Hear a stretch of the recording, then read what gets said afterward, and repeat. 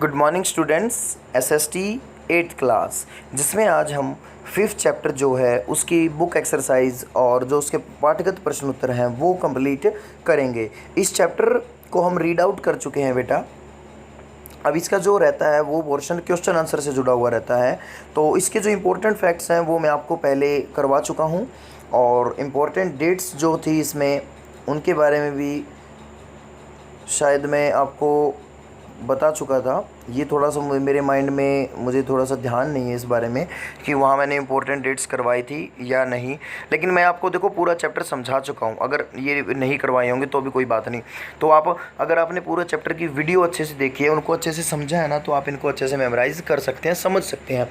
तो इनकी एक्सप्लेनेशन की कोई खास ज़्यादा नीड नहीं पड़ने वाली अगर आप चैप्टर अच्छे से कर रहे हो तो। उसके बाद बात आती है बेटा मेनली प्रश्न उत्तर की। सबसे पहले जो यहाँ प्रश्न उत्तर रहेंगे वो रहेगा आपका यहाँ पर पाठगत प्रश्नोत्तर में। सबसे पहला, मुगल सम्राट विद्रोहियों का समर्थन करने के लिए क्यों तैयार हुए? मुगल सम्राट विद्रोहियों का समर्थन करने के लिए क्यों तैयार हुए? देखो, जो मुगल सम्राट था और जो स्वतंत्रता संग्राम का जो विद्रोह कर रहे थे लोग, मतलब सॉरी, जो स्वतंत्रता संग्राम के समर्थन में विद्रोह कर रहे थे, तो उसका साथ देने के लिए क्यों हाँ कर दी किन्होंने? मुगल सम्राटों ने। उसका कारण हमें बताना है। मेरठ पर कब्जा करने के पश्चात वहाँ के सिपाही दिल्ली की ओर बढ़े। दिल्ली रेजिमेंट के सिपाहियों ने भी विद्रोह कर दिया। देखो, जो मेरठ पर कब्जा किया, जो सिपाही थे जो बगावत कर रहे थे अंग्रेज़ों के खिलाफ, वो फिर दिल्ली रेजिमेंट के सिपाहियों ने भी फिर क्या कर दिया? विद्रोह कर दिया, अपने अफसरों की हत्या कर दी। ये सभी सिपाही लाल किला पहुंचे तथा बहादुर शाह जफर को उन्होंने अपना नेता घोषित कर दिया। ऐसी स्थिति में अनिच्छा के बावजूद बहादुर शाह को विद्रोहियों का सामना करने के लिए तैयार होना पड़ा। एक छोटा सा मैं आपको यहाँ पर एक चीज़ बताता हूँ बेटा, बहादुर शाह जफर से रिलेटेड, जो कल ही घटना घटी है। कल मुझे पक्का कंफर्म नहीं है, लेकिन 1-2 दिन पहले की है, शायद 14 सितंबर की है। इनके वंश का जो एक व्यक्ति था, जो बहादुर शाह जफ़र का जो वंश था, मुग़ल वंश का एक व्यक्ति जो मतलब था, वो राजा वगैरह तो नहीं था, लेकिन एक साधारण जीवन ही जीते थे वो लोग। अब तो उसकी मृत्यु हो चुकी है। जो बहादुर शाह जफ़र था, अंतिम मुग़ल बादशाह, उसके एक वंशज की परसों मतलब मृत्यु हो गई है। काफ़ी एज हो गए थे, बीमार थे उस वजह से। तो वो ये थोड़ा सा हमें एक ध्यान रखने वाली, वैसे देखो आपके टॉपिक से जुड़ी हुई थी तो मैंने इसलिए बता दिया आपको। तो देखो, बहादुर शाह जफ़र क्या थी? अनिच्छा थे, मतलब वो उनकी इच्छा नहीं थी उनका साथ देने की, लेकिन फिर उन्होंने साथ देने के लिए वो तैयार हो गए। उसके बाद उन स्थानों की सूची बनाइए जहाँ 1857 के मई, जून और जुलाई महीनों में विद्रोह हुए। तो देखो, मई के अंदर मेरठ और दिल्ली में ज़्यादा जोर रहा, जून के अंदर देखा जाए तो कानपुर और जुलाई में लखनऊ। उसके बाद झांसी की रानी लक्ष्मीबाई की अंग्रेज़ों से ऐसी क्या मांग थी जिसे अंग्रेज़ों ने ठुकरा दिया? मतलब ऐसी क्या डिमांड थी, क्या मांग कर रही थी झांसी की रानी, जिसकी वजह से अंग्रेज़ों ने उसे मना कर दिया और फिर वो उनके खिलाफ हो गई? वह चाहती थी कि उसके पति की मृत्यु के बाद गोद लिए हुए पुत्र को झांसी का राजा मान ले, परंतु अंग्रेज़ों ने उसकी मांग ठुकरा दी। ये था बेटा वो रीज़न। दूसरा, ईसाई धर्म अपनाने वालों के हितों की रक्षा के लिए अंग्रेज़ों ने क्या किया? मतलब जो लोग ईसाई धर्म अपना लेते थे ना, फिर उनकी रक्षा कैसे करते थे अंग्रेज़? तो उसके लिए देखो क्या था। पहला, 1850 में एक नया कानून बनाया जिससे ईसाई धर्म को अपनाना और आसान हो गया। मतलब एक कानून बना दिया जिससे आसानी से ईसाई धर्म को अपनाया जा सकता था, उसमें ज़्यादा उलझने नहीं थी। दूसरा, इसके लिए उन्होंने क्या किया कि जो ईसाई धर्म अपनाने वाले भारतीयों को अपने पूर्वजों की संपत्ति प्राप्त करने का अधिकार दे दिया कि अगर तुम ईसाई धर्म अपना लेते हो और तुम्हारे पूर्वज, तुम्हारे भाई जो हैं, भाई बंधु, वो दूसरे धर्म के में ही मौजूद हैं, तो तुम्हें ज़मीन से नहीं निकाला जाएगा, जायदाद से, कोई संपत्ति से नहीं निकाला जा सकता, उस पर भी तुम्हारा अधिकार यों का यों रहेगा, चाहे तुम ईसाई बन जाओ। ठीक है। सिपाहियों को नए कारतूसों पर क्यों ऐतराज़ था? देखो, ये मैंने अगर आपने चैप्टर की एक्सप्लेनेशन रीडिंग वाली वीडियो देखी हो, जहाँ चैप्टर कंप्लीट हुआ था, मैंने उसमें से भी एक्सप्लेन करके दिखाया था कि जो कारतूस के ऊपर ऐतराज़ क्यों था। पहला, सिपाहियों को लगता था कि कारतूस पर लगी पट्टी को बनाने में गाय व सूअर की चर्बी का प्रयोग किया गया है और बंदूक में कारतूस लगाने के लिए कारतूस पर लगी पट्टी दांत से काटनी पड़ेगी, मतलब उसको मुंह से टच करना पड़ता था। और अगर एक बार उसको मुंह में डाल लिया, अब देखो हिंदू लोग तो जो है वो मांस वो भी नहीं, मतलब जो है वो गाय को पवित्र मानते थे और मुसलमान उनको, तो इस वजह से सूअर को वो अपना पवित्र पशु पवित्र मतलब मानते थे। इससे हिंदू एवं मुसलमान सिपाहियों की धार्मिक भावनाओं को ठेस पहुंची, मतलब उनको एक झटका लगा कि भाई देखो, तुम्हारे धर्म के लिए तुम्हारा धर्म भ्रष्ट कर रहे हैं, तुम्हारी धार्मिक भावनाओं को ये एक तरह से चोट पहुंचाने के काम कर रहे हैं, इस वजह से ऐतराज़ हुआ। नेक्स्ट, अंतिम मुगल बादशाह ने अपने आखिरी साल किस तरह बिताए, कैसे बिताए उसने अपने आखिरी साल, उसने आज उसको क्या कर दिया, उस पर मुकदमा चलाया गया और आजीवन कारावास की सज़ा सुना दी गई, उसके सामने उसके बेटों को मार दिया गया।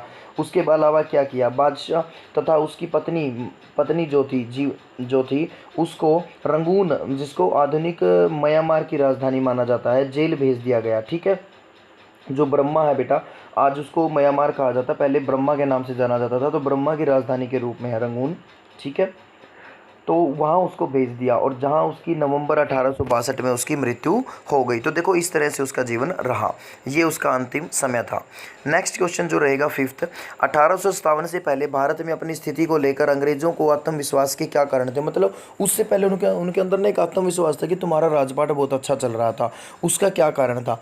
अंग्रेजी शासकों को आत्मविश्वास के कारण पहला ये था, अंग्रेजों की सोच थी कि भारतीय सिपाही उनके विश्वसनीय हैं, मतलब भारतीय सिपाहियों पर उनका खूब विश्वास था, वो ये मानते थे कि ये तुम्हारा विश्वास नहीं तोड़ सकते, जो तुम कहोगे वो यही करेंगे।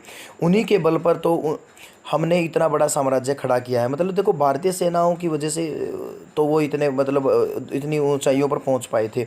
वे जानते थे कि कई स्थानीय जमींदार और राजा उनके शासन का समर्थन करते हैं। उनके मन में ये ख्याल था कि जो यहाँ के उनके आसपास जो राजा लोग हैं और जो जमींदार हैं वो भी उनके समर्थक हैं, वो भी उनका साथ देने वाले हैं, तो कोई दिक्कत नहीं होने वाली। इसीलिए वो सोच रहे थे कि आंदोलन थोड़े दिनों में दब जाएगा, लेकिन ऐसा नहीं हुआ। तीसरा जो कारण है वो है स्थानीय शासकों की स्वतंत्रता घटती जा रही थी। अब जो स्थानीय शासक थे, आसपास के राजा थे छोटे मोटे रजवाड़ों के, उनकी स्वतंत्रता घटती जा रही थी, अंग्रेज उन पर कब्जा करते जा रहे थे, क्योंकि उनकी सेनाओं को भंग कर दिया गया था तथा उनके राजस्व वसूलने के अधिकार छीन लिए गए थे। अब ना तो वो राजा टैक्स ले सकते थे, ना उनके पास सेना थी, तो इस वजह से अंग्रेज सोचते थे कि भाई ना तो इनकी सेना, ये भी हमने हमारी सेना दे रखी है, तो ये सारे लोग मतलब इतने ज़्यादा कुछ नहीं कर पाएंगे, हमारा ही सारा सिस्टम ठीक रहेगा। नेक्स्ट, बहादुर शाह जफर विद्रोहियों के समर्थन दे देने से जनता और राज परिवारों पर क्या असर पड़ा, मतलब जब बहादुर शाह जफर ने उनका समर्थन देने के लिए हाँ भर लिया तो क्या हुआ।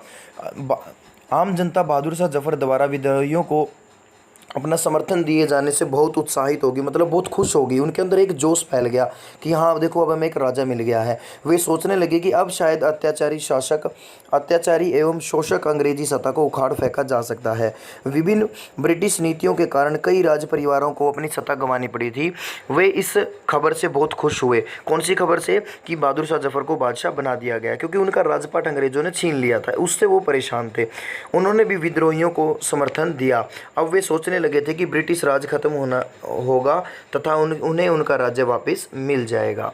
नेक्स्ट क्वेश्चन है कि अवध के बागी भूस्वामियों से समर्पण करवाने के लिए अंग्रेजों ने क्या किया। जब 1857 की क्रांति को दबा दिया गया था, कुचल दिया गया था अंग्रेजों के द्वारा, फिर भी उन्होंने कुछ जो अवध के जो बागी भूस्वामी थे, जमीनों वाले लोग थे, उनको पकड़ने के लिए, उनका समर्पण करवाने के लिए, उनको सरेंडर करवाने के लिए उन्होंने क्या योजना बनाई। तो देखो क्या करवाया उन्होंने। अवध के बागी भूस्वामियों से समर्पण करवाने के लिए अंग्रेजों ने वफादार रहने वाले भूस्वामी के लिए इनामों की घोषणा कर दी कि भाई जो अपनी मर्जी से वफादारी दिखाएगा, हमारे पास आकर अपना समर्थन दे देगा, अपना समर्पण कर देगा, उसे हम इनाम देंगे। जिन भूस्वामियों ने विद्रोह में भाग लिया था उनसे आत्मसमर्पण कर देने की अपील की गई कि अगर तुमने भाई विद्रोह में भाग लिया है तो तुम हमें समर्पण कर दो, वो मतलब सरेंडर कर दो अपना। ऐसा कर देने की स्थिति में उन्हें विश्वास दिलाया गया कि उनकी ज़मीन पर उनका अधिकार बना रहेगा, और ये विश्वास दिलवाया जा रहा था कि तो उनकी ज़मीनों के ऊपर कोई नुकसान नहीं होगा। ठीक है, यदि उन्होंने किसी अंग्रेज अधिकारी की हत्या नहीं की तो वे सुरक्षित रहेंगे, और परंतु कुछ भूस्वामियों पर मुकदमे भी चले, लेकिन इसका उल्टा हुआ। बहुत सारे भूस्वामियों को क्या कर दिया गया, फांसी पर भी लटका दिया गया और उनके ऊपर केस भी चले। हुआ उल्टा, लेकिन उसको बहलाने के लिए उन्होंने ऐसे फार्मूले तैयार किए, ये सब बातें कही कि तुम अगर आत्मसमर्पण कर देते हो तुम्हें इनाम मिल जाएंगे, तुम्हारी ज़मीन यों की यों मिल जाएगी, तुम्हारा अधिकार रहेगा, तुम्हारे ऊपर कोई मुकदमा नहीं किया जाएगा, ऐसी बातें का प्रलोभन दिया। नेक्स्ट, कि 1857 की बगावत के फलस्वरूप अंग्रेजों ने किस तरह की नीतियाँ बदली। जो मैंने आपको रीडिंग की अंदर पॉइंट्स बताए थे वही पॉइंट यहाँ पर है बेटा।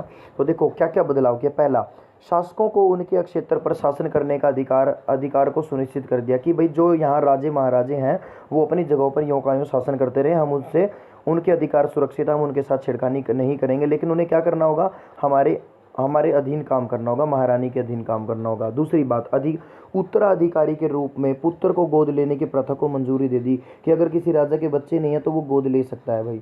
नेक्स्ट, ब्रिटिश सेना में भारतीय सिपाहियों के अनुपात को कम कर दिया गया और जबकि यूरोपीय सिपाहियों को बढ़ाया गया। सेना में गोरखा, सिख, पठान के अनुपात को बढ़ाया गया। मुसलमानों को संदेह की दृष्टि से देखा जाने लगा। अंग्रेजों ने भारतीय रिवाज, धर्म, सामाजिक प्रथाओं को सम्मान दिया, मतलब कहा कि तुम्हें तुम्हारी धार्मिक भावनाओं को, परंपराओं को कोई ठेस नहीं पहुंचाई जाएगी। और एक पॉइंट इसमें दिया गया है, जमींदार एवं भूस्वामियों तथा जमीन पर उनके अधिकार को सुरक्षित रखने वाली नीतियां अपनाई गई कि जो जमींदार हैं, भूस्वामी हैं, उनके अधिकार यों के यों बने रहेंगे, कुछ ऐसे कानून बना दिए जाएंगे। एक पॉइंट इसमें नहीं दिया गया, वो मैं बता देता हूँ कि कंपनी का शासन समाप्त करके ब्रिटेन की महारानी ने अपने हाथों में शासन ले लिया था।